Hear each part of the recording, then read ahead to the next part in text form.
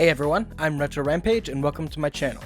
I've got another build set up here and ready to go, and I thought it would be fun to try and challenge myself by creating a build with an exotic that's mostly overlooked by the community, and this is what I came up with. I call it the God of Fire. The exotic we're going to be using today is the helmet Kepri's Horn. If you don't know what this exotic is, or if you've never used it before, it gives a damaging wall of flames to your barricade. You place down either the towering or rally barricade, and a wall of flames shoots out. Any solar kills also directly give you class ability energy back, and this can proc on itself. We'll be pairing this up with Bottom Tree Sunbreaker, Code of the Siegebreaker. This subclass is all about getting kills with your solar abilities to leave sunspots, which increase your ability regen and increase the damage you do while standing in them. And it also gives you a 5-second buff that increases ability regen after you step outside of the sunspot. Each solar ability kill also heals you instantly, and while you're in your super, standing in a sunspot speeds up your hammer throws, allowing you to get more damage out before the end of the super. With these two paired together, it gives you another tool in your arsenal, and it has great utility. The flames from your barricade, despite being an external ability gain from your exotic, still counts as an ability, meaning it has a chance to proc sunspots on kills and heal you. It also does some pretty decent damage on par with your actual grenade, so you basically have two separate grenade abilities. What makes this so strong is just how often you can use it.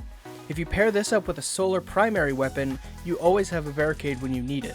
You always can have cover, and you can be super aggressive and push in way easier with it. Both of these are pretty powerful together, but we're going to be pairing up a selection of mods and weapons to make this build even better. First off, let's cover your armor mods. You don't need to worry too much about your helmet, gauntlets, or boots. You can use whatever you like to complement the gun you're using, or add on stats or resistance as you want. For your chest piece, if you're playing during Season of the Undying, you should use Breach Refractor and Ballistic Combo. These are mods that give you ability energy back when getting kills with anti-barrier weapons. In future seasons, these might be different, possibly proccing on overload weapons or unstoppable weapons instead. We don't currently know how next season's artifact is going to go. We don't know what's staying and what's going away. On your class item, you want two things. First off, if you have it, Enhanced Ashes to Assets. I currently do not own the enhanced version, but as you can see from this clip, even the standard mod awards a lot of super energy from your grenade. I've yet to see how much more enhanced would give you, but I'd imagine it'd be around double this. The second mod you need is Distribution. This will give you ability energy for everything if you're using your barricade near enemies, and because of how aggressive this build lets you be, this will be happening a lot. If you don't own Ashes to Assets, you can stack 2 distribution mods instead. This will give you less super energy but more ability energy for everything else, which can be very useful in its own right. Now, onto weapons. For your primary weapon, it should be whatever solar weapon you like to use, and if possible, try and utilize the seasonal artifact mods to make it better. But during Season of the Undying, by far the best weapon to use is the Trust Hand Cannon. Why would I recommend a year-old hand cannon, you ask? Because it's one of only 2 weapons in the entire game that can get Dragonfly and Rampage on the same roll. The explosions from Dragonfly proc Rampage. They also count as anti-barrier kills, giving you more energy when pairing them up with the seasonal artifact mods. And they also count as solar kills with this weapon, so you get your barricade faster. There's not a single primary weapon that fits this build more. If you don't have this role, I'd recommend playing Menagerie and grinding for it.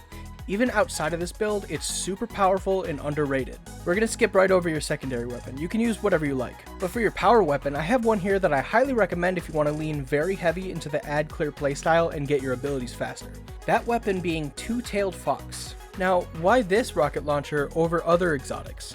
Its DPS isn't very high, sure, but I found out something amazing with this exotic while testing it in the Tribute Hall, and it works really well with this build. So this exotic fires 2 rockets one after another, 1 void and 1 solar.